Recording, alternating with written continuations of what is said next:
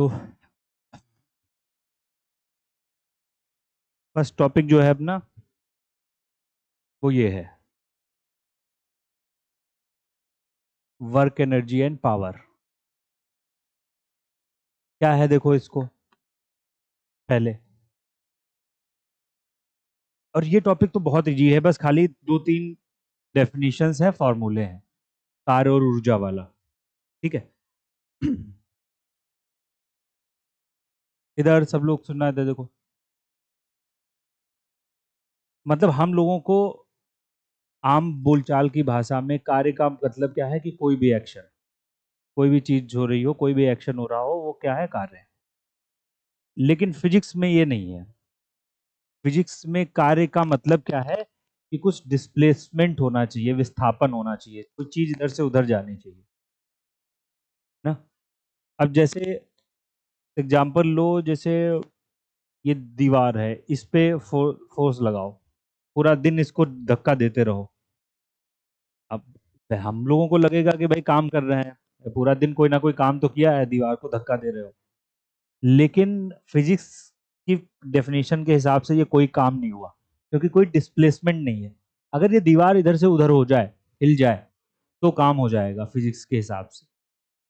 Physics ये बोलती है कि डिस्प्लेसमेंट होना चाहिए, विस्थापन होना चाहिए, उसके बिना कार्य नहीं होगा। ठीक है। तो कार्य का जो फॉर्मूला है वो क्या है, force into displacement, F into D. Work क्या होता है, फोर्स इंटू डिस्प्लेसमेंट या विस्थापन लिखना है फिजिक्स में। अब फिजिक्स के ये थोड़ा ना लिखा, फिजिक्स वो तो पढ़ ही रहे हो। बस ये लिखना है कि कार्य है क्या हमारा, कार्य क्या है, बल इंटू विस्थापन, ये force into displacement, force into displacement, ये है कार्य।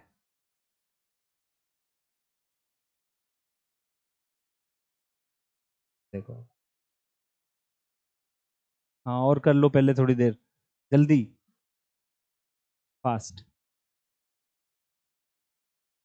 फोर्स इंटू डिस्प्लेसमेंट, ये है कार्य।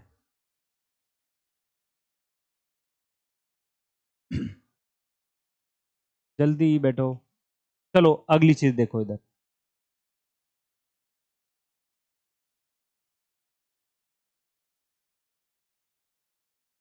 इधर देखो सब लोग।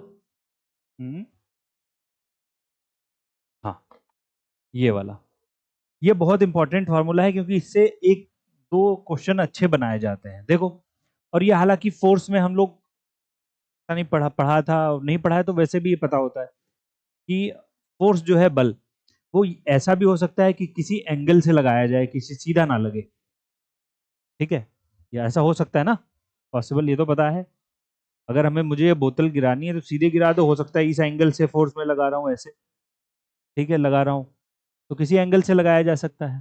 तो अगर कोई फोर्स किसी एंगल पे लग रहा है, तो ये अगर एफ लग रहा है ऐसे, ये थीटा है, तो कार्य का फॉर्मूला ये हो जाता है F into D cos theta. क्या हो जाता है, एफ डी कॉस थीटा। ये फोर्स को इधर ले आओगे ना आप, एंगल से ट्रिग्नोमेट्री लग जाएगी और ये कॉस थीटा का एंगल लिया जाएगा, तब ये फोर्स हमें पता चलेगा इधर कितना लग रहा है सीधा। ठीक है, अगर कोई एंगल पे लगा है तो कार्य का फॉर्मूला ये हो जाता है, लिखना है इसको। और इसको थोड़ा सा ऐसे बना लेना, अगर ये फोर्स इस एंगल पे लग रहा है तो क्या फॉर्मूला होगा कार्य का, F d to cos theta, F d cos theta. अब इससे जो है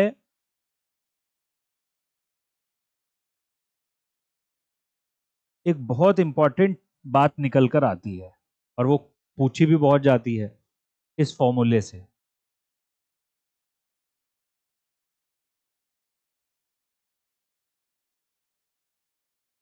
क्या निकल के आती है, देखो इधर सुनना, कि अगर ये कॉस थीटा, ये अगर जीरो हो जाए, मतलब 90 हो जाए, 90, थीटा मतलब कॉस 90 जीरो जीरो होता है, कॉस 90, ये जीरो हो जाए तो इसका मतलब वर्क क्या हो जाएगा, जीरो हो जाएगा। तो अगर कोई बल 90 डिग्री पे लग रहा है, कितना लग रहा है, सीधे परपेंडिकुलर लग रहा है, 90 डिग्री पे लग रहा है, तो वो फोर्स कितना कार्य कितना होगा, जीरो हो जाएगा। इसी वजह से क्या होता है, जब जैसे पृथ्वी है यहाँ पर, ये अर्थ है, अर्थ के चारों तरफ चंद्रमा भी घूम रहा है, या सैटेलाइट भी भेजे जाते हैं उपग्रह। पृथ्वी अपनी तरफ इनको ग्रेविटी से खींचती है, और ये बल 90 डिग्री पे लगता है। कितने पर लगता है? ग्रेविटी का फोर्स 90 डिग्री पर। इसलिए ये माना जाता है कि यहां पर कार्य जीरो होता है, कोई कार्य नहीं, नो जीरो। इसलिए सैटेलाइट जो घूमता हुआ सैटेलाइट है, ये कोई कार्य नहीं करता फिजिक्स के अकॉर्डिंग। तो हम लिखेंगे यहाँ पर, इसके नीचे नोट डाल के लिखेंगे, ठीक है। ये ऐसे ऑप्शन बनाए जाते हैं कि भाई इनमें से किसमें कार्य जीरो होगा, ऑप्शन 4 दिए जाएंगे, ठीक है, कि इतने डिग्री पे बल लग रहा हो, इतने डिग्री पे लग रहा हो, ऐसे। तो लिखेंगे हम लोग, ये पूरी बात लिख लेंगे, ये जो पॉइंट है समझ में आया, ये पॉइंट क्या है, कि अगर कोई भी बल, हाँ, 90 डिग्री पे अगर बल लग रहा है तो कार्य क्या होगा, जीरो होगा, क्योंकि कॉस 90 की वैल्यू कितनी आ जाती है, जीरो, कॉस 90 जीरो आ जाता है।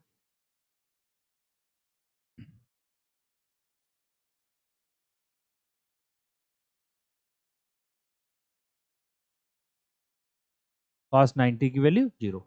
अब हम लोग नोट डालेंगे और 3-4 फैक्चुअल पॉइंट ऐसे लिखेंगे जो हम लोग ऑलरेडी पढ़ चुके हैं पहली वाली क्लास में, जब हम लोगों ने यूनिट पढ़ा था, इकाइयां, ठीक है। पहली चीज तो देखो क्या, कार्य का, इसलिए जो यूनिट होगी, इकाई, वो देखो क्या हो जाएगी, एफ का मतलब फोर्स, फोर्स का मतलब क्या है, न्यूटन, फोर्स की इकाई क्या है, यूनिट क्या है, न्यूटन। और डिस्प्लेसमेंट मतलब दूरी, इसकी इकाई मीटर।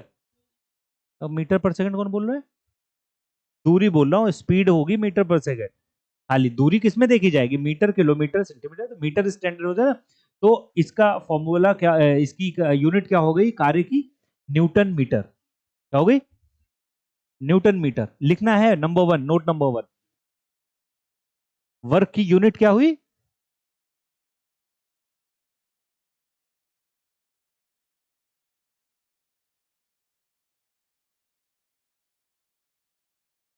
लिख दिया, न्यूटन मीटर, पहली चीज, न्यूटन मीटर। अच्छा, दूसरा, अब इसमें नोट में ये 1 2 3 4 बनाते जाना, ये पहला तो इसी से आ गया, एफ डी से मतलब न्यूटन मीटर हो गया। इस न्यूटन मीटर को ही क्या बोला जाता है, जूल। क्या बोलते हैं, एक जूल। तो इसलिए एसआई यूनिट या तो आप न्यूटन मीटर बोल लो, या तो उसको क्या नाम दिया गया है, एक जूल नहीं बोलोगे, जूल। हाँ, क्या हो गया, जूल, न्यूटन मीटर और जूल।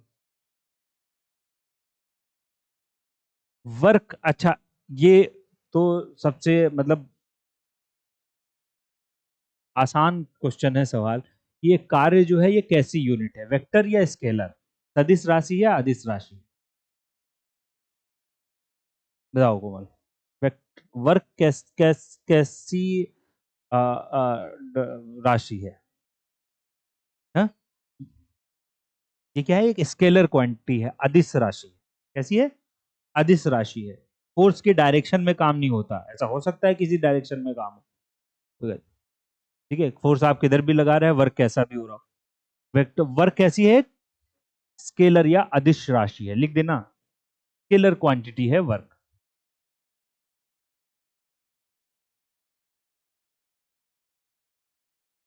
इतनी तो बातें बेसिक बातें हैं। अच्छा, अभी नोट और है, 2 पॉइंट और है नोट में, 4 5 6 पॉइंट डालने हैं, सुनना इधर देखो। ये तो फॉर्मूला हमने लिखा, एक सिंपल परिभाषा की कार्य क्या है फिजिक्स के अकॉर्डिंग, बल और विस्थापन का मल्टीप्लीकेशन, ये कार्य है। लेकिन एक चीज, एक परिभाषा इसकी और होती है वर्क की। वर्क को बोला जाता है कि कोई भी काम करने के लिए आपको ऊर्जा का ट्रांसफर करना पड़ेगा। आप बल लगा रहे हो तो ऊर्जा लग रही है, इसलिए कार्य की एक परिभाषा और मानी जाती है, डेफिनेशन, इसको बोलते हैं ट्रांसफर ऑफ एनर्जी, ऊर्जा का ट्रांसफर। ये भी क्या है, कार्य है।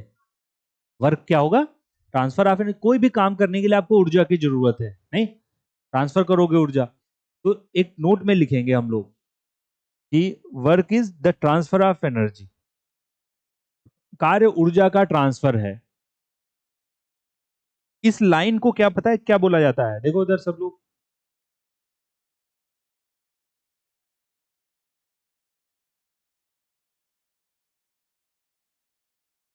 देखो, इसी लाइन को वर्क एनर्जी थ्योरम कहते हैं, कार्य और ऊर्जा की थ्योरम। लिख देना इसको, इसको क्या, इस जो स्टेटमेंट हमने लिखा ना, कार्य करने के लिए ऊर्जा की जरूरत पड़ेगी, बिना ऊर्जा के तो कोई काम हो नहीं सकता, एनर्जी के नहीं, तो इसीलिए इसको बोलते हैं वर्क एनर्जी थ्योरम। और इसको ऐसे भी लिख देते हैं कि work is change into kinetic energy, गतिज ऊर्जा में परिवर्तन, इसको ऐसे लिखा जाता है, लिख देना यहां पर। अभी ऊर्जा समझ में आएगी, ऊर्जा हम लोगों को पढ़ना ही है जल्दी। यहाँ पे work is equal to change in the kinetic energy.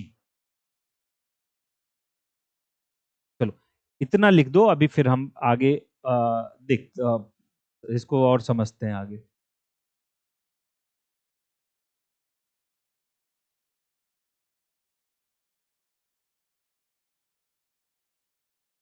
अच्छा एक चीज, चलो ये कौन था पहली क्लास में, पिंकी थी। ये तो हमने लिखा एसआई यूनिट में ऊर्जा का मात्रक क्या था, अभी लिखा जूल। सीजीएस में ऊर्जा का मात्रक क्या है, क्या था, अर्ग था। सीजीएस जो पहले सिस्टम चलता था उसमें क्या बोलते थे उसको, अर्ग बोला जाता था। यहाँ नहीं लिखा है, यहीं पे लिख देता हूं मैं कहीं पे। सीजीएस यूनिट में इसको अर्ग के नाम से जाना जाता था, और एसआई यूनिट जो स्टैंडर्ड यूनिट अब चलती है उसमें किसको क्या बोलते हैं, जूल। और 1 जूल इज इक्वल टू 10⁻⁷ अर्ग। ये तो पढ़ चुके हैं हम लोग ऑलरेडी, लिख देना है लेकिन फिर भी फिर यहां पर।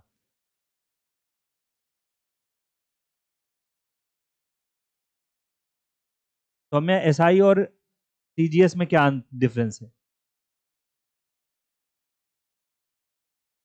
बताओ, ये यूनिट अलग अलग क्यों बनाई गई, दीपा बताओ, एसआई और सीजीएस में डिफरेंस क्या है, ये यूनिट क्यों बनी। चलो सोच लो तब तक, फिर अभी बताना, तो दीपा बताएगी। बताओ चलो, बोलो। हाँ बोलो, बोल रही थी, बोलने नहीं देते हो आप। हाँ। हाँ, और सीजीएस मतलब घर का। सीजीएस अंतरराष्ट्रीय नहीं होगा, सीजीएस भी अंतरराष्ट्रीय होगा। हाँ एक चीज ये है, एक चीज ये है, सीजीएस जो है स्मॉल यूनिट है, तो इसीलिए देखो सेंटीमीटर ग्राम और सेकंड बोलते हैं। एसआई में पूरा मतलब मीटर और किलोग्राम और सेकंड का वो लेते हैं। लेकिन मेन चीज ये था कि सीजीएस सिस्टम जो इन तीन को ही बेसिक यूनिट मानता था, सेंटीमीटर ग्राम और सेकंड, ये ऐसे है। मतलब सेंटीमीटर क्या है, दूरी का होगा, ग्राम मतलब वेट का हो गया, और सेकंड मतलब टाइम का। ये तीन को स्टैंडर्ड यूनिट मानता, जबकि एसआई ने किसको माना, 7 बेसिक यूनिट माना, कि हमें तीन से काम नहीं चल पाएगा, 7 बेसिक यूनिट माना। और उससे फिर डराइव्ड यूनिट निकाली जाती है, डराइव मतलब जो डराइव की जाती है, जिसको हम लोग क्या बोले, व्युत्पन्न इकाइयां, जो डिराइव की जाएंगी, जैसे कार्य की हमने निकाली, कार्य की बेसिक यूनिट थोड़ी ना है, बेसिक यूनिट हमने निकाली है ना, फोर्स भी बेसिक नहीं है, ठीक है, ये हम लोग निकाल रहे हैं किसी ना किसी फॉर्मूले से, तो डराइव्ड हो गई। तो एसआई यूनिट ने 7 बेसिक यूनिट मान रखी, इसलिए अभी के टाइम पे ये स्टैंडर्ड यूनिट है, ये वाला सिस्टम। ये पहले चलता था सीजीएस, ठीक है। या छोटी चीजों के लिए, केमिस्ट्री मेस्ट्री के लिए अभी भी सीजीएस का मैंने उस दिन लिखा था हमने पहली क्लास में, यूज कर लेते हैं ना। ये हो गया, ये जूल और अर्ग वाला ये हो गया। एक चीज और यहाँ पे लिख ही देते हैं, वो एक ऊर्जा, देखो इसलिए हम ये बात कह सकते हैं, सिर्फ अपने लिए समझने के लिए, उसके लिए कि किसी भी कार्य को करने के लिए उसके बराबर ऊर्जा की हमें जरूरत होगी। इसलिए हमने देखो ना, कार्य और ऊर्जा का थ्योरम लिखी है कि कार्य ऊर्जा का ट्रांसफर ही है, कोई भी काम करोगे ऊर्जा की जरूरत होगी, नहीं। ऊर्जा की एक यूनिट और है जो हम सब लोग जानते हैं, आम बोलचाल की भाषा में या आम चीजों में इस्तेमाल करते हैं, जिसको कैलोरी बोलते हैं। क्या बोलते हैं, कैलोरी, क्या बोलते हैं, कैलोरी बोलते हैं। ऊर्जा की एक यूनिट और है, ठीक है। और 1 कैलोरी जो होता है वो इज इक्वल टू 4.2 जूल। कितना होता है, 4.2 जूल कैलोरी का यूज करते हैं जब हम। तो लिख देना इसको, इसको भी ये वहीं पे लिख देना डाल के कि ऊर्जा की एक यूनिट कौन सी है, कैलोरी भी है। कभी कैलोरी और जूल में रिलेशन पूछ ले, या जो हमने जूल और अर्ग में लिखा उसमें रिलेशन पूछ ले, क्या होता है, जूल। ठीक है, बस इतनी चीज, सारी चीजें हमें वर्क पे लिखनी थी या समझनी थी कि वर्क क्या है। मैं फिर से एक बार बोल रहा हूं, देखो कार्य क्या है। नॉर्मल चीजों में तो कार्य हमें ये लगता है कोई भी काम हो। फिजिक्स में बोला जाता है कि कोई भी फोर्स लगे किसी भी ऑब्जेक्ट पर, वस्तु पे, और उसमें एस या कुछ दूरी तक विस्थापन डिस्प्लेसमेंट हो जाए, तो विस्थापन जरूरी है होना।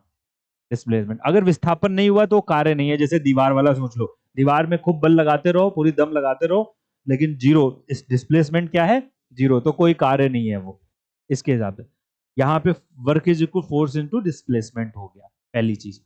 अच्छा, इससे अगर किसी फोर्स किसी एंगल पे लग रहा है तो वो आगे आ जाएगा कॉस थीटा, कॉस थीटा आ जाएगा। ठीक है, इसलिए अगर 90 डिग्री पे लग रहा है तब भी वर्क नहीं माना जाता, क्योंकि वो इसलिए माना जाता है सैटेलाइट है, ये कोई काम नहीं करते। ठीक है, फिजिक्स के अकॉर्डिंग कोई वर्क नहीं हुआ जाके वहां पर। फिर हमने यूनिट बस लिखनी शुरू की कि वर्क, वर्क की यूनिट क्या है, फोर्स मतलब न्यूटन, डिस्प्लेसमेंट का मतलब मीटर, इसलिए इसको क्या बोलते हैं, न्यूटन मीटर। और न्यूटन मीटर को ही, जूल एक बड़ा वैज्ञानिक था जिसने बहुत काम किया था, इसलिए उसको क्रेडिट देने के लिए दे देते हैं ना, न्यूटन मीटर को ही क्या नाम दे दिया गया, जूल। तो इसलिए वर्क की यूनिट क्या हो गई, जूल हो गई। सीजीएस में उसको अर्ग बोलते थे, या अभी भी बोलते हैं, सीजीएस यूज करोगे जब। और 1 जूल इज इक्वल टू 10⁷ अर्ग। ठीक है, एक चीज और हमने बस अभी पढ़ी है कि कोई भी काम करने के लिए बराबर ऊर्जा की हमें जरूरत होती है, एनर्जी, इसीलिए वर्क एनर्जी ट्रांसफर बोलते हैं। ठीक है, बराबर ऊर्जा की जरूरत होती है, इसलिए ऊर्जा की जो मात्रक होता है उसको वर्क का भी मान लेते हैं। ठीक है, जूल इसका भी है, जूल इसका भी है, कार्य का, जूल ऊर्जा का भी है। कैलोरी इसका भी है, कैलोरी में इसको भी नाप सकते हैं। और हमने एक अलग से बस लिख दिया 1 कैलोरी इज इक्वल टू 4.2। हाँ यूनिट है, लिख क्या रहे हो गया, पूछूंगा अभी अंशु, इधर उधर देख रहे हो। हम्म, चलो अगली चीज आते हैं हम लोग पावर पे। शक्ति क्या होती, पावर, पावर, पावर मतलब शक्ति। पावर देखो किसको बोल रहे हैं इधर,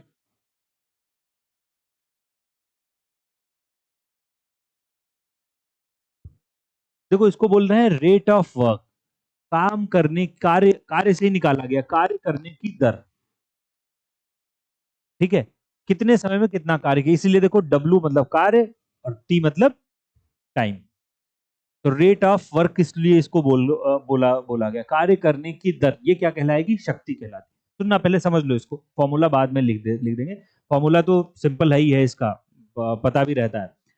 इसीलिए देखो ये पूरे पूरा टॉपिक में सीक्वेंस है कि पहले भाई आप वर्क पढ़ोगे, तब वर्क के बाद ही आपको शक्ति, पावर सब समझ में आएगी।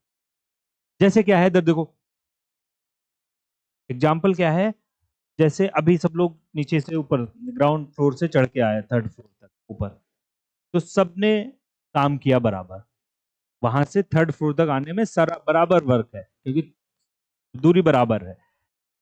लेकिन ऐसा हो सकता है कुछ लोगों ने ज्यादा शक्ति लगाई, कुछ लोगों ने कम लगाई।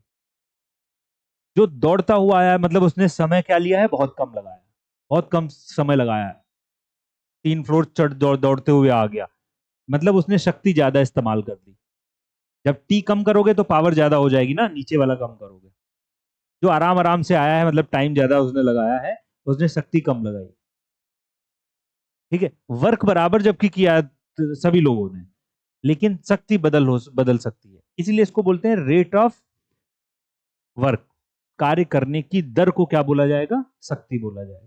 पहले लिख देना, कार्य करने की दर, हाँ, work, P is equal to W/T।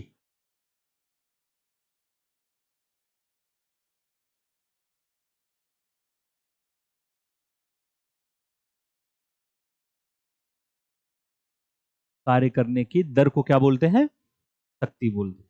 Example लिख लेना, यही लिख दो, कितनी तेज काम किया जा रहा है।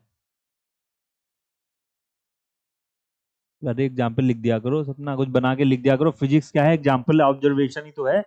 फिजिक्स में जितनी चीजें एग्जाम्पल्स लिखोगे या सोच सकते हो वही उतना ही है। Hello hello. अब इस शक्ति देखो इधर, इस पावर की यूनिट निकालो। अभी हमने लिखा वर्क की यूनिट क्या है? जो क्या है वर्क, रुक जाओ इसको बताएगा। नीचे नहीं देखना था, बताओ वर्क की। अच्छा हाँ, और देखो, वर्क की पूछ रहा हूं, कार्य की, डब्ल्यू डब्ल्यू। फिर से देखो, एक बार और देखो नीचे, वर्क की बताओ फिर मुझे, डब्ल्यू की यूनिट क्या है? देखो देखो, एसआई यूनिट डब्ल्यू की लिखा ही नहीं होगा, बस देख ही रहा है इधर उधर। जूल क्या है? जूल एसआई यूनिट, और टी क्या है? समय, मतलब सेकंड। इसलिए पावर की यूनिट क्या हो गई? जूल पर सेकंड। और इस जूल पर सेकंड को ही वॉट बोला जाता है। क्या बोल देते हैं? वॉट बोल देते हैं, एसआई यूनिट। जूल पर सेकंड ही वॉट है। ठीक है। जैसे वर्क में हमने लिखा था एफ इंटू, कितनी बार लिख रहा हूं मैं, ये वाला, एफ मतलब न्यूटन मीटर, डी मतलब क्या हो गया? अरे न्यूटन मीटर बोल दिया, न्यूटन ही है, मीटर तो पहले ही मैंने लिख दिया। न्यूटन हो गया मीटर, तो ये न्यूटन मीटर हो गया। इस न्यूटन मीटर को ही क्या बोल देते थे? जूल।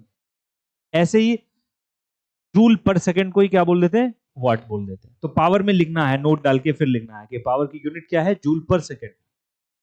और इसी को क्या बोला जाता है? वाट बोलते हैं, या इसी को वाट बोला जाता है।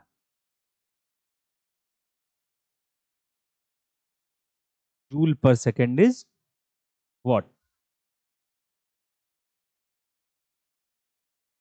अब फिर से नोट डालेंगे हम लोग, और इस पावर की एक दो यूनिट्स मतलब अलग से और हम लिखेंगे।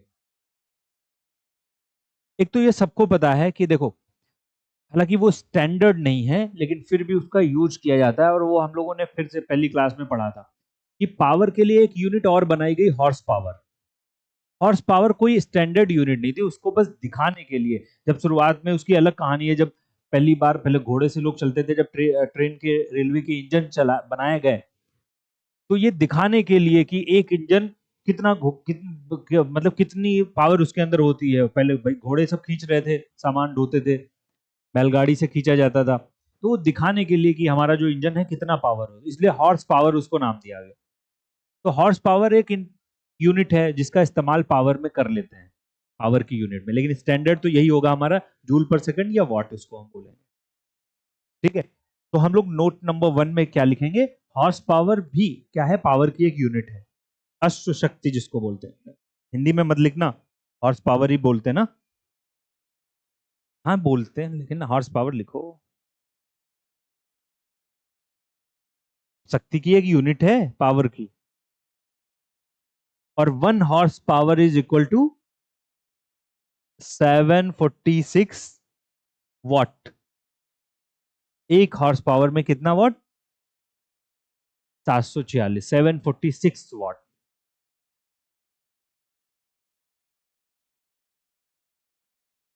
तो इससे देखो, जो इंजन वगैरह बनते हैं, कोई भी इंजन हो, उसकी पावर देखने के लिए हॉर्स पावर अभी भी यूज कर लेते हैं।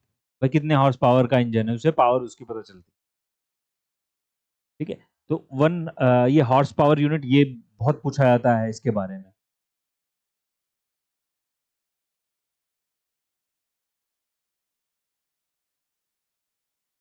अच्छा, एक चीज और यहां पर लिखनी है, और वो भी बहुत इंपॉर्टेंट, कि जो भी कॉमर्शियल पर्पज है, वाणिज्यिक काम, कोई भी, उनमें सब में जो ऊर्जा इस्तेमाल की जाती है, बिजली जो इलेक्ट्रिसिटी इस्तेमाल की जाती है, उसकी पावर देखने के लिए एक अलग स्टैंडर्ड यूनिट बना दी, उसको बोलते हैं किलोवाट आवर। क्या बोलते हैं? इलेक्ट्रिसिटी के लिए या बिजली के लिए, या आप ऐसे भी बोल सकते हैं कॉमर्शियल पर्पज के लिए, वाणिज्यिक कामों के लिए किलोवाट आवर को एक यूनिट माना जाता है। इसलिए ये भी हम लोग उसमें यूनिट वाली पहले वाली क्लास में पढ़ चुके हैं, 1 यूनिट। कि जब हम ये बोलते हैं कि हमारे यहाँ 1 यूनिट बिजली का बिल इतना आ रहा है, तो उसका मतलब है 1 किलोवाट आवर बिजली का कितना बिल है। ठीक है, तो 1 यूनिट किसको माना जाता है? किलोवाट आवर को माना जाता है इलेक्ट्रिसिटी में, बिजली के मामले में। लिखना है, ये बहुत इंपॉर्टेंट है, ये KWH, कि जो कॉमर्शियल पर्पज के लिए 1 यूनिट का मतलब होता है 1 किलोवाट आवर। 1 kWh।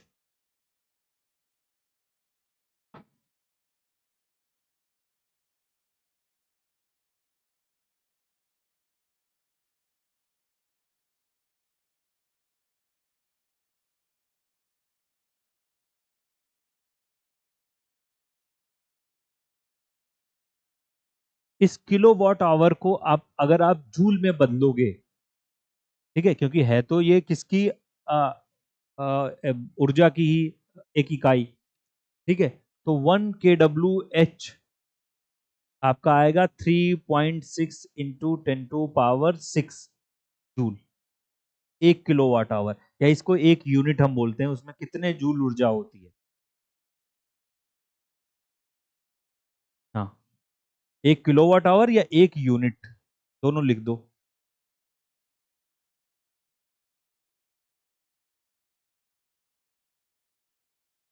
ये तो निकाल ही लोगे। कैसे निकालोगे? अलग बताओ, कैसे निकालोगे? ये कैसे आया? कौन बताएगा? आयुषी बताओ, कैसे आया ये?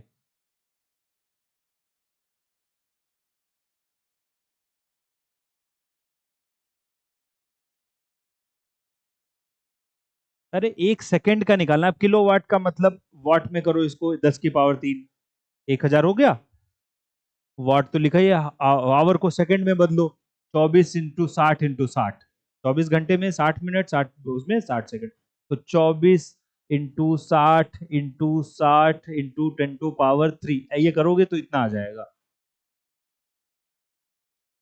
1 यूनिट।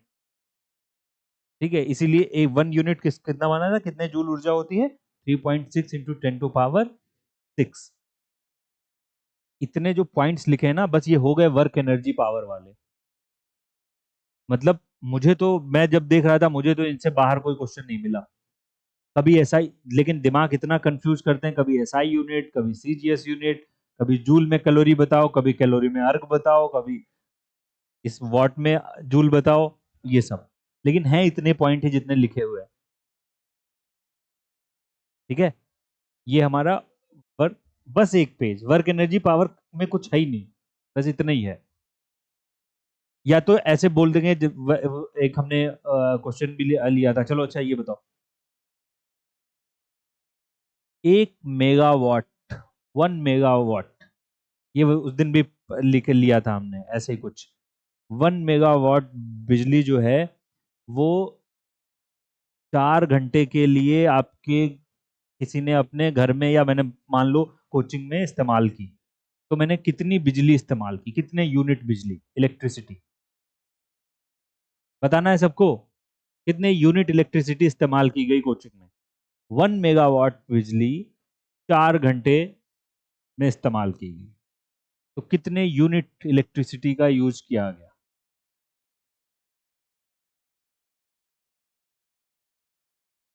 हाँ चल बताना है, ऐसे ऐसे रख के मत बैठो। यूनिट का मतलब क्या है? क्या?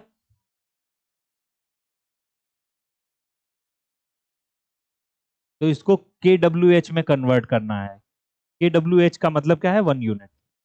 ये लिखा हुआ ना, 1 यूनिट का मतलब किलोवाट आवर। तो इसको किलोवाट आवर में कन्वर्ट करना है बस।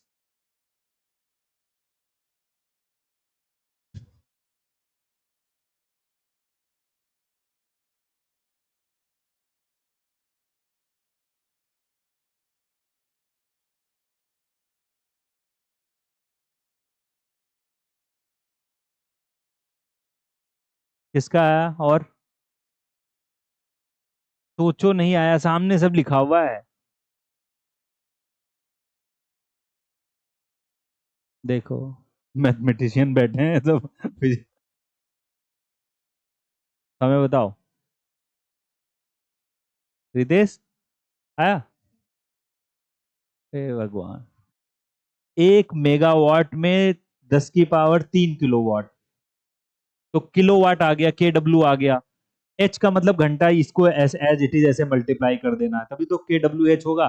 तो KW तो हो गया। तो 10 की पावर 3 × 4, मतलब 4000 यूनिट इस्तेमाल की गई। 4000 यूनिट। अब ये MW मतलब मेगावाट है। मेगावाट को किलोवाट में बदलो। 1 मेगावाट में 10 की पावर, मतलब 1000 किलोवाट। तो 1000 किलोवाट हो, क्योंकि किलोवाट आवर हमें करना है। किलोवाट पहले करना है, फिर उसमें घंटे का, अगर यहीं पे मिनट दे रखा होता, ठीक है, मान लो लिख रखा होता 20 मिनट, 20 मिनट आई, तो आप इसको पहले घंटे में कन्वर्ट करते, 20/6 60 करते, कितना हो जाता? 1/3। तो इसको ऐसे लिखते, तब 10 की पावर 3 × 1/3, इतना यूनिट हो जाता, क्योंकि घंटे में आपको मल्टीप्लाई करना जाके। KWH, KWH के हिसाब से यूनिट निकाली जाएगी। ठीक है, आया समझ में? नहीं आया ये वाला? तो इसलिए जब भी कोई यूनिट पूछे तो आपको क्या करना है, कुछ भी हो, सेकंड हो, तब भी उसको घंटे में कन्वर्ट करो, किलोवाट में कर दो। किलोवाट और घंटे का मल्टीप्लाई कर दोगे तो वो यूनिट आ जाएगी, पता चल जाएगा कि ये यूनिट हो गया, ये पावर की इकाई। KWH। हाँ, क्या था? अरे घंटे था, 4 दिन था, अपने आप 4 बना दो। हम्म। हम्म। चलो, पावर हो गया P/W/T। ये तो हम लिख ही चुके, जूल पर सेकंड से 746 वाट, ये सब। अब आते हैं हम लोग, छोटी सी हेडिंग डालते हैं, एनर्जी, ऊर्जा। हाँ, एनर्जी के बारे में कुछ फैक्ट्स हैं बस, ये हालांकि सबको पता होता है ये वाली चीजें। एनर्जी, देखो, जब हम कार्य वाला चैप्टर पढ़ रहे हैं, वर्क का, तो यहां पर जब एनर्जी का एनर्जी शब्द का, एनर्जी कई तरीके की होती है। ग्रेविटेशनल एनर्जी होती है, न्यूक्लियर एनर्जी होती है ना, बहुत तरीके की एनर्जी है, ऊर्जा। लेकिन जब यहां पर हम लोग कार्य वाले चैप्टर में पढ़ते हैं तो उसको मैकेनिकल एनर्जी कहा जाता है, यांत्रिकी ऊर्जा। क्या बोलते हैं? जिससे कुछ काम हो। यांत्रिकी ऊर्जा का मतलब क्या है? जिससे कोई डिस्प्लेसमेंट हो, कोई वर्क किया जा रहा हो, इसलिए उसको मैकेनिकल एनर्जी कह रहे हैं यहां पर। और मैकेनिकल एनर्जी जो है, वो दो चीजों से मिलकर बनी होती है, दो ऊर्जाओं से। एक को बोलते हैं काइनेटिक, मतलब गतिज ऊर्जा। एक को पोटेंशियल, मतलब स्थितिज ऊर्जा। ठीक है, तो हम पहले लिखेंगे कि मैकेनिकल एनर्जी क्या होती है। यांत्रिकी ऊर्जा, हिंदी में मैकेनिकल एनर्जी, जिस ऊर्जा से कोई वर्क किया जा रहा हो, वो मैकेनिकल एनर्जी है। इसीलिए हम लोग वर्क वाले चैप्टर में पढ़ रहे हैं। हाँ गीतांजलि, कोई डेफिनेशन नहीं बोली मैंने। डेफिनेशन कौन सी बोली? लिखनी थोड़ी ना है। तो पता दो। क्या बोला? हाँ, तो समझाने के लिए बता रहा हूँ। तो पता तो है, बोल रही हो दोबारा वही चीज। और क्या बताया मैंने इसमें? ठीक है, और इसमें ये किन किन दो पार्ट से मिलकर बनी हुई है? Kinetic plus potential energy. मतलब ये नाम लिखिए, मेन हमें ये काम, ये फॉर्मूला लिखना है। यांत्रिकी ऊर्जा इज इक्वल टू गतिज, काइनेटिक मतलब गतिज ऊर्जा, गतिज ऊर्जा। और पोटेंशियल एनर्जी का मतलब स्थितिज ऊर्जा। ये अपनी गतिज ऊर्जा का मतलब, ये अपनी गति के कारण, किसके कारण है ये? गति के कारण। फॉर्मूले में लिख देना अपनी गति के कारण, और इसका फॉर्मूला होता है 12 mv²। क्या होता है गतिज ऊर्जा? 12 mv²। ठीक है, वेलोसिटी, वेग की वजह से, गति की वजह से, इसलिए ठीक है mv²। जबकि पोटेंशियल एनर्जी, इसको बोलते हैं mgh, इसका फॉर्मूला, जो अपनी पोजीशन की वजह से, स्थिति की वजह से। अभी समझ में आएंगे, बस यहीं पे एरो बना के फॉर्मूला लिख देना उसी पॉइंट पे ना, आगे समझ में आ जाएगा वो चीज। mv² और mgh। स्थितिज, स्थिति, जब कोई पोजीशन होगी तो हाइट होगी कोई ना कोई ना किसी जगह। h, अरे इसी से तो इसको पता चले, इधर देखो सब, ये गतिज है मतलब उसमें वेलोसिटी होगी, वेग होगा। ये पोजीशन स्थितिज है, इसलिए इसकी कोई हाइट किसी जगह से ये गिर रही होगी या कोई पोजीशन से ऊर्जा आ रही होगी इसको, अभी हम देखेंगे, इसको समझते हैं। ठीक है, किसी भी चीज, कोई भी। हम्म, इस चीज को अब समझो, इधर देखो।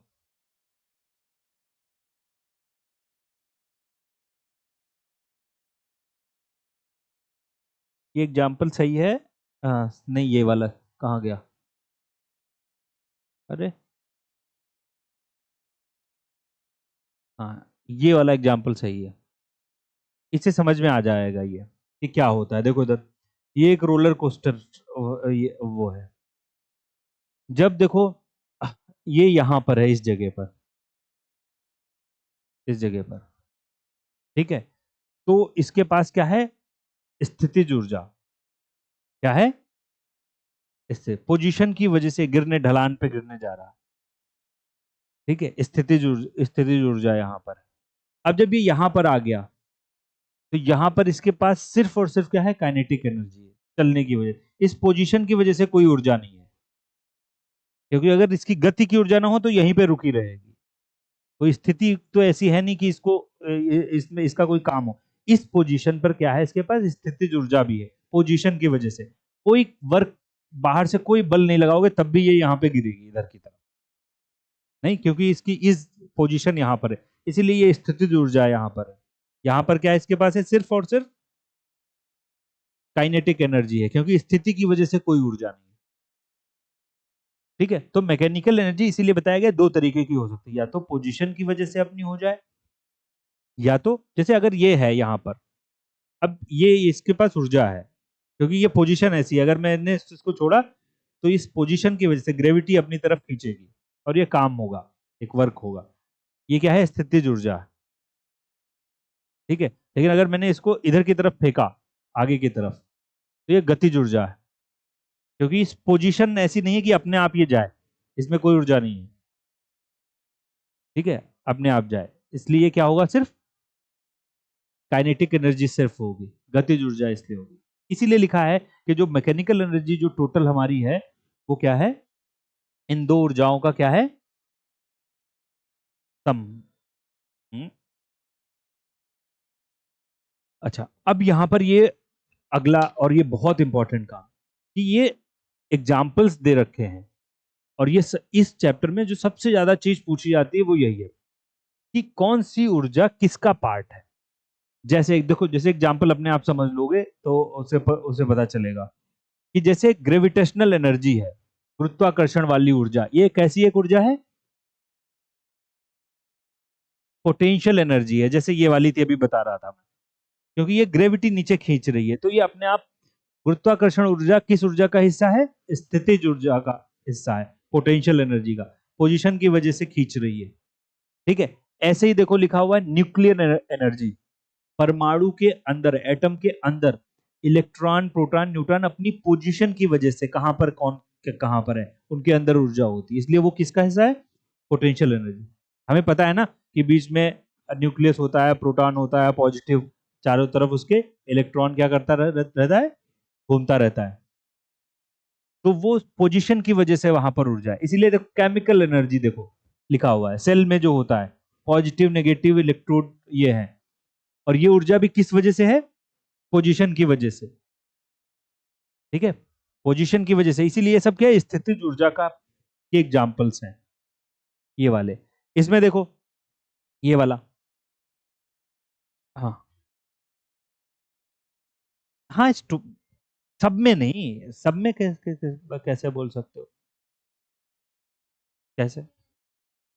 नहीं, बोलने के लिए बोल सकते हो। हाँ, देखो देखो, अरे अरे, ये डालो, पीछे आए तो पड़ी, थोड़ा सा पीछे। रिंकी थोड़ा सा इधर बढ़ाओ, रुको रुको रुको, थोड़ा सा इधर बढ़ा लो, इस तरफ बढ़ा लो, इस बढ़ा लो अपना थोड़ा, रुक जाओ। हाँ, थोड़ा सा पीछे करो। हम्म, हम्म, इधर इधर, चलो।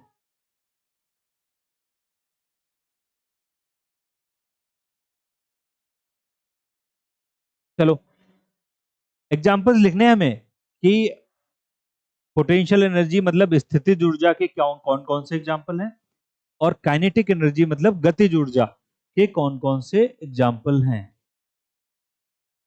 गतिज मतलब काइनेटिक एनर्जी,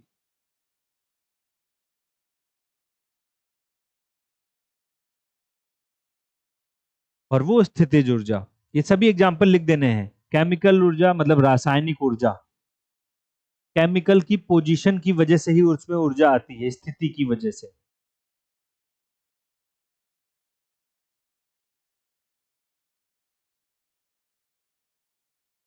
क्रैकर्स हैं, पटाखे हैं, उसमें आग लगा रहे हो, लगाओ, तो वो जो ऊर्जा बनेगी वो स्थिति की वजह से है कि आग ने उसको बर्न किया, एक ऐसी पोजीशन बनी, सिचुएशन, एक ऐसी स्थिति बनी, इसीलिए स्थितिज ऊर्जा। न्यूक्लियर एनर्जी, स्प्रिंग के अंदर जो देखो इलास्टिक एनर्जी है, स्प्रिंग आपने खींची, फिर कंप्रेस हुई, वो टेंशन दिया, कंप्रेस हुई है, तो क्या है, स्थितिज ऊर्जा है। ऐसे गुरुत्वाकर्षण ऊर्जा, ये सब स्थितिज ऊर्जा के पार्ट है। और इन पे सब पे लिखने के बाद पहले ही मोस्ट इंपॉर्टेंट लिख देना, ये क्वेश्चन बहुत पूछा गया है कि कौन सी ऊर्जा किस तरीके की ऊर्जा होती है।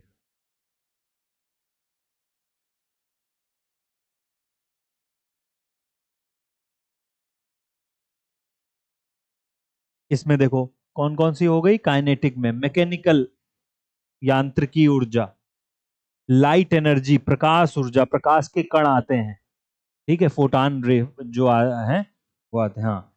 साउंड एनर्जी ध्वनि की ऊर्जा, ध्वनि ऊर्जा, ये तीन कम से कम लिख दो। इलेक्ट्रिकल एनर्जी, ये चार लिख दो। थर्मल तो उसी का हो जाएगा। मैकेनिकल, इलेक्ट्रिसिटी की ऊर्जा, विद्युत ऊर्जा जिसको बोलते हैं, प्रकाश ऊर्जा, साउंड एनर्जी ध्वनि की ऊर्जा, ये सब क्या है, काइनेटिक एनर्जी है। मोशन की वजह से, मोमेंट की वजह से ऊर्जा होती है, ठीक है।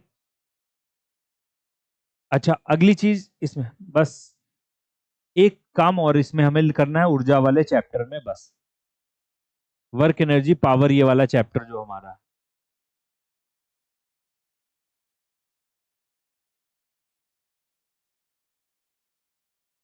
एक नोट डाल के एक स्टेटमेंट लिख लो, वैसे सबको पता होता है इस चीज, इसके बारे में। नोट डाल दो और एक स्टेटमेंट लिखना है। इसको बोलते हैं देखो, conserve law of conservation of energy, ऊर्जा के संरक्षण का नियम, कंजर्वेशन ऑफ एनर्जी।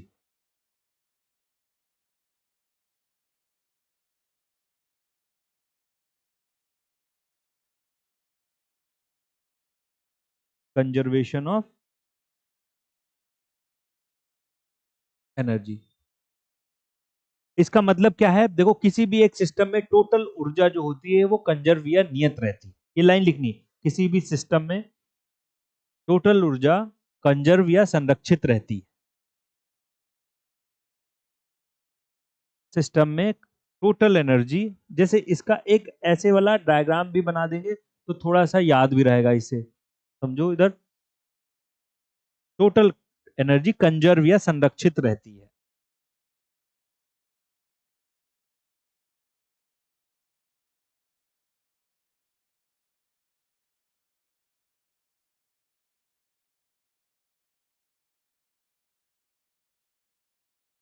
अरे रुको तो इधर,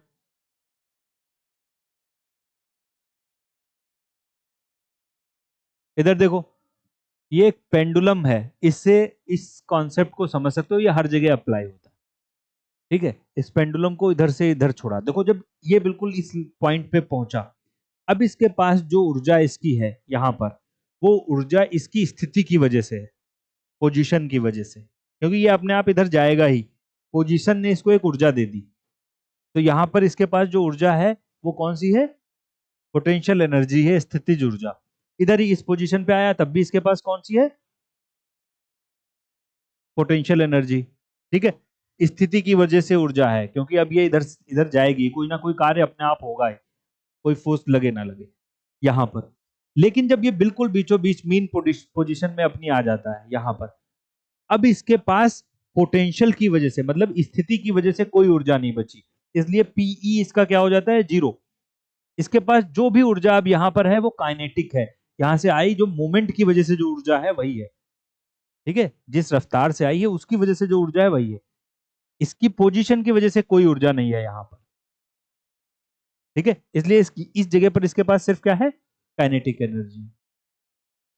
पोटेंशियल हो ही नहीं सकती है, क्योंकि स्थिति की वजह से कोई ऊर्जा नहीं है। हाँ, पोटेंशियल एनर्जी जीरो है, जबकि इन दो जगहों पर इसके पास दोनों होंगी, दोनों काइनेटिक भी होगी, पोटेंशियल भी होगी, काइनेटिक एनर्जी भी होगी, पोटेंशियल एनर्जी भी होगी, क्योंकि थोड़ी सी स्थिति भी ऐसी है भाई, आएगी यहाँ पर।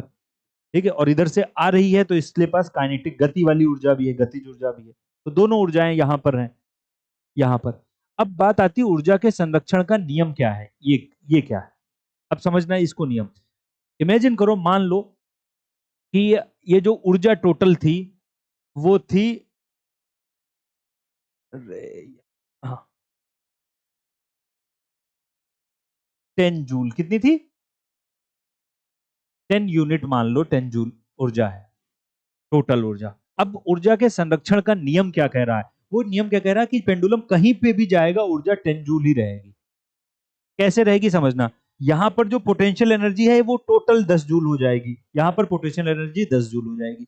इस जगह पर पीई जीरो है, अभी हमने लिखा पोटेंशियल एनर्जी क्या है, जीरो, तो काइनेटिक एनर्जी क्या हो जाएगी, 10 जूल, क्योंकि रफ्तार की वजह से जो पूरी ऊर्जा हो गई 10 जूल।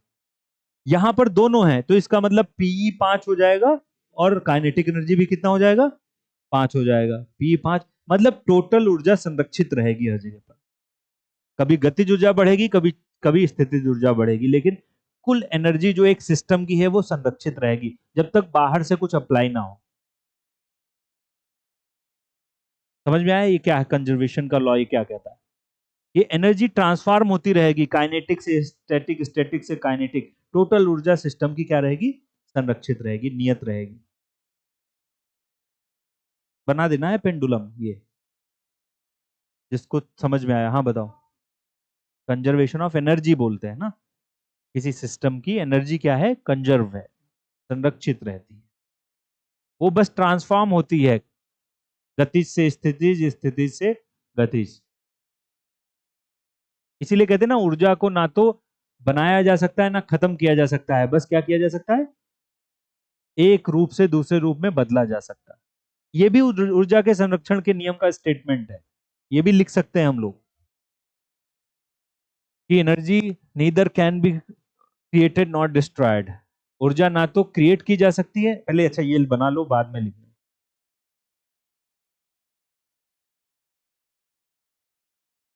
ये इतना हौच पौच हो गया, लेकिन इसको ठीक से बनाना, इसमें लिखना पोटेंशियल एनर्जी 10, हम लोगों ने यूनिट मान रखी है तो लिख देना कहीं पे, मान लो टोटल ऊर्जा कितनी है 10 जूल, ऐसे लिख देना ऊपर। मान लो तो देखो कितना बड़ा पेंडुलम बना रहा है, सही है।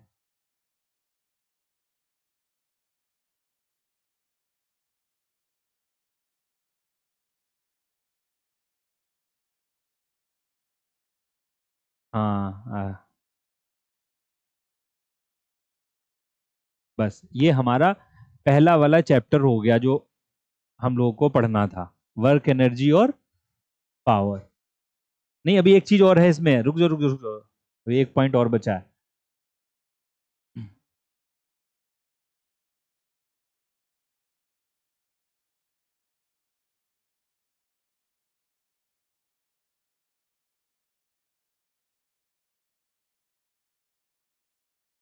बनाया नहीं तुमने बाकी। और ये लिखा जूल, कितना कितना है। हाँ हाँ हाँ। मतलब क्या है, इस पोजीशन पे सिर्फ पोटेंशियल एनर्जी होगा, स्थितिज ऊर्जा होगी। इस पोजीशन पे, क्योंकि पोजीशन की वजह से कोई ऊर्जा नहीं बन पाएगी, बिल्कुल न्यूट्रल स्टेट में है, तो सिर्फ गतिज ऊर्जा रहेगी। ठीक है, और इन पोजीशन में दोनों ऊर्जाएं रहेंगी।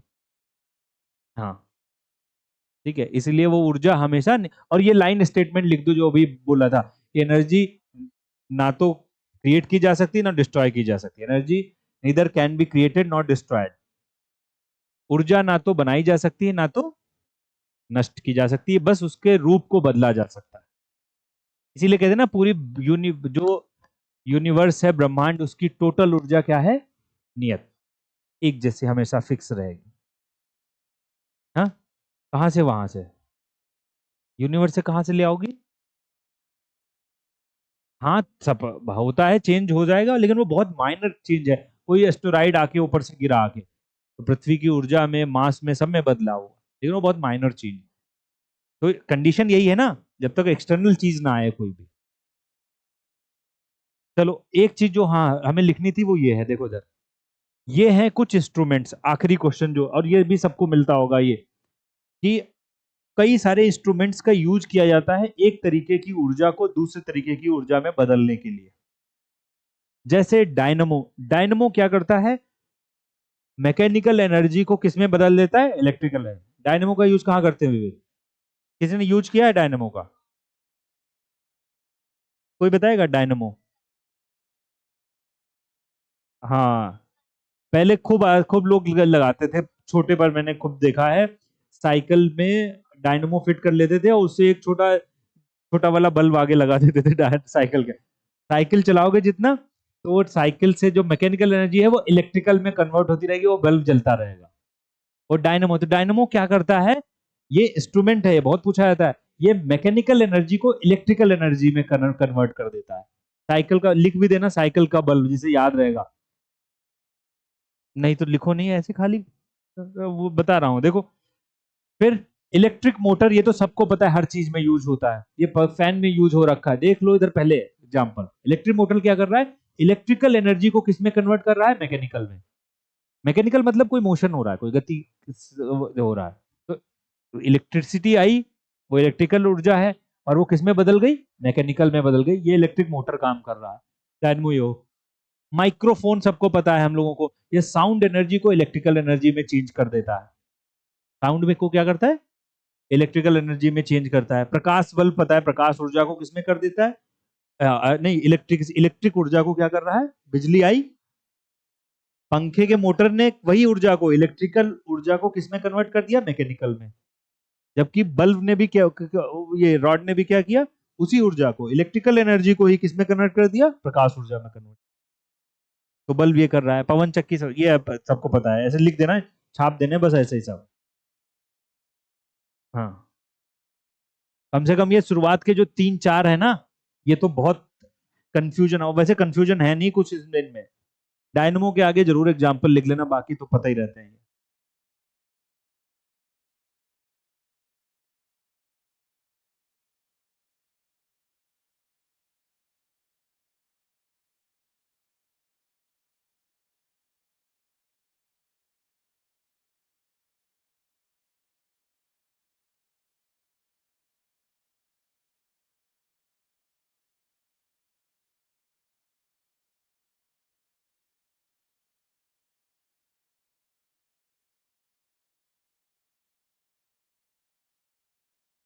हो गया, शॉर्ट में लिखो।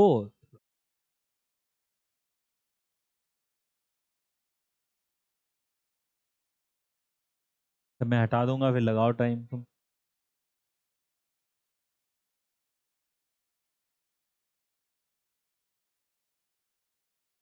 लिख लो कि हम्म।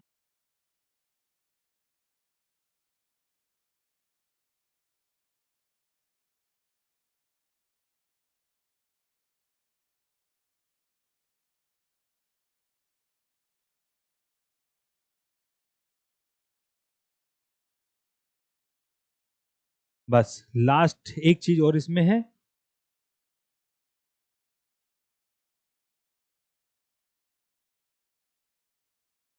हम्म,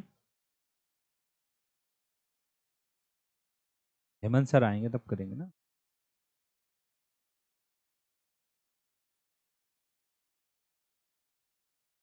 क्या किया है?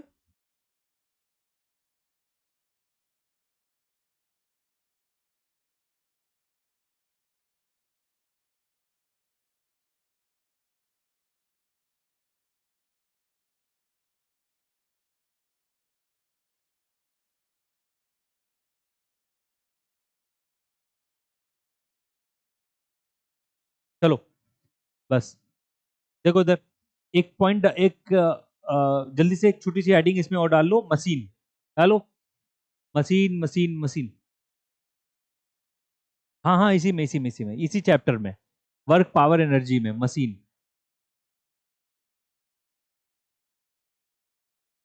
वर्क पावर एनर्जी में क्या डालना है? मशीन। मशीन, हाँ, मशीन जो जिसको हम जानते।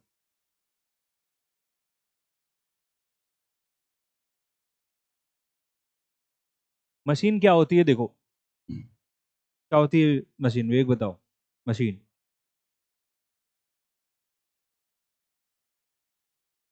जो जो मशीन जैसी दिखती है, हाँ, कुछ काम करती है, हाँ?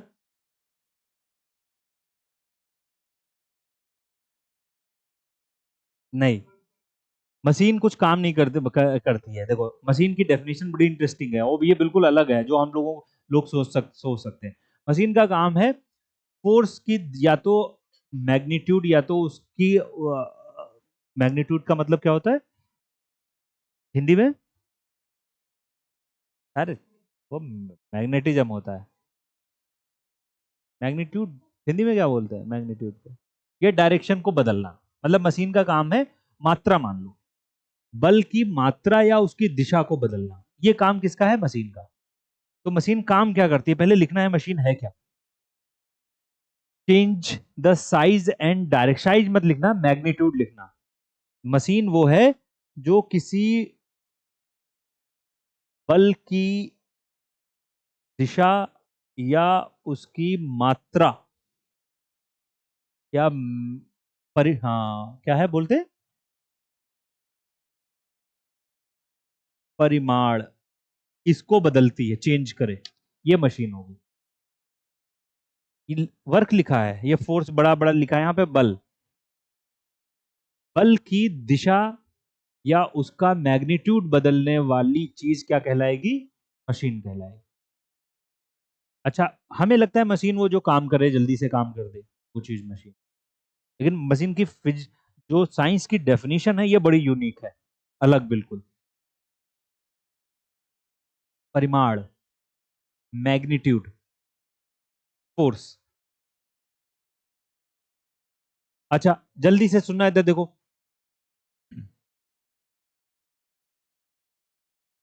ऐसी मशीन जो है, मशीन दो तरीके की होती है, एक होती है सिंपल मशीन और एक होती है कॉम्प्लेक्स मशीन।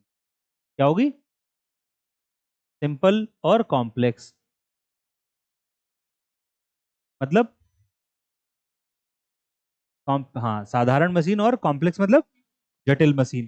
ठीक है, साधारण मशीन का मतलब यही है कि जो फोर्स के परिमाण और दिशा को बदले, और जटिल मशीन मतलब जो दो या दो से ज्यादा सिंपल मशीन से बनी हो, दो से ज्यादा अधिक सिंपल मशीन से जो बनाई जाती है वो क्या कहती है? कॉम्प्लेक्स। ये बस नाम लिख देना, अभी समझेंगे हम लोग क्या होता है असली में, काम क्या करती है, बस ये लिख देना, मशीन दो तरीके की होती है, सिंपल मशीन और कॉम्प्लेक्स। कॉम्प्लेक्स उनको कहेंगे जो दो या दो से ज्यादा सिंपल मशीनों से बनी हो। जटिल मशीन, जटिल मशीनों से बनी हो।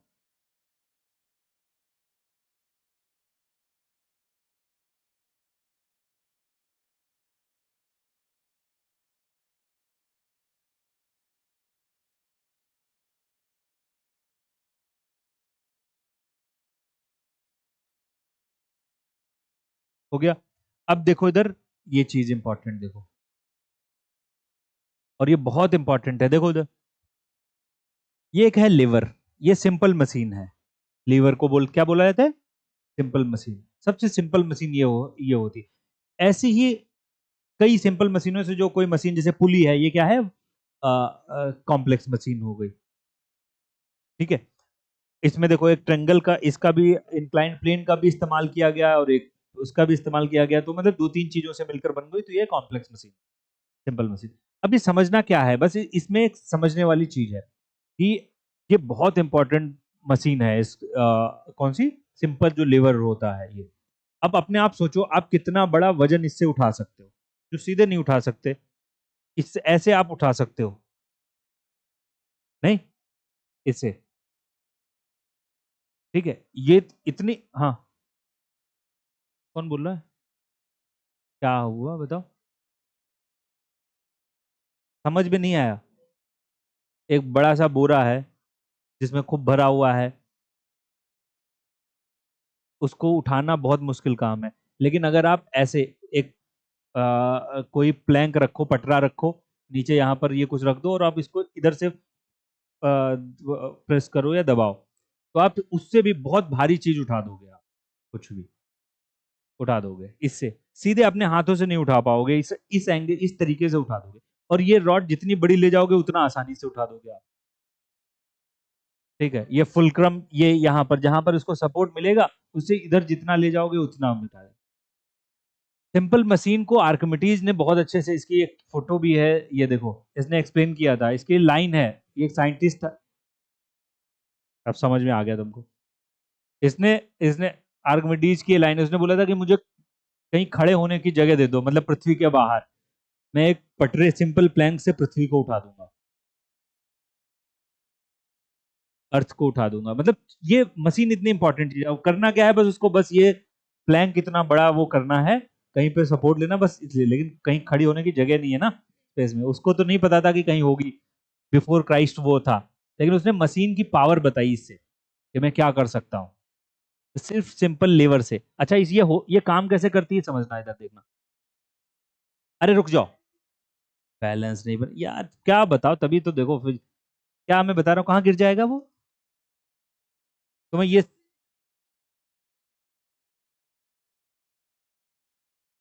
तो गिर कहाँ जाएगा?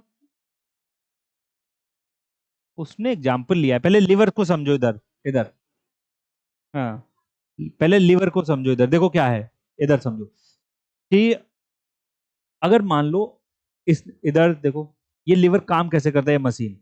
अगर आपने एक छोटा सा, जितने हमारी कैपेसिटी इंसान की, एक बल लगाया, फोर्स एफ, ठीक है, और ये बहुत लंबी दूरी का जो है, आपने प्लैंक लिया है, डंडा लिया है, पटरा लिया है, कुछ भी लिया है आपने, ठीक है, तो इसलिए ये डी क्या है, बहुत बड़ा कैपिटल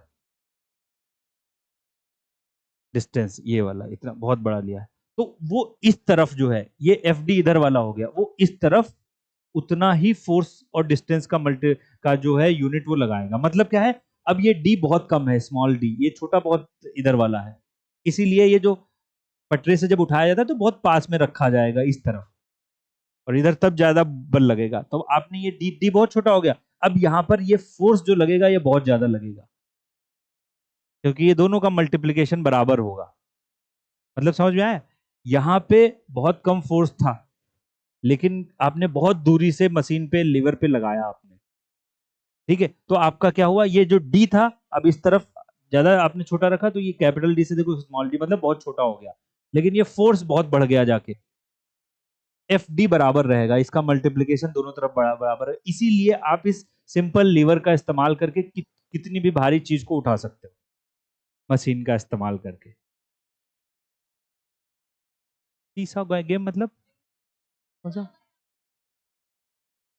मुझे नहीं पता।